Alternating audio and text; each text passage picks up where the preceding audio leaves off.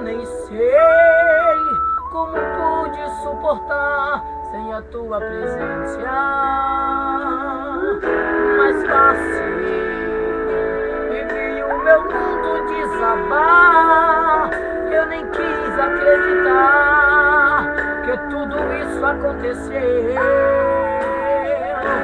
Procurei um amigo pra me ajudar, meu ouvido para eu chorar, mas eu não encontrei. Em um grande abismo então me lancei, cansado, oprimido, eu escutei uma voz que começou a falar: meu filho, eu te amo e não quero ver tua vida triste assim.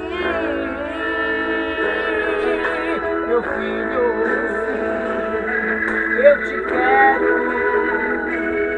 te dou nova chance para ser feliz. Recomeça a tua vida que eu segui em tua mão. Sou de novo teu amigo, te dou meu perdão. Te amo, te amo.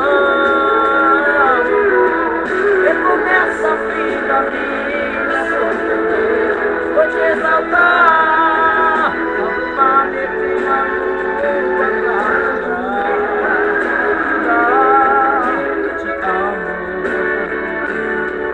Nunca é tarde pra começar.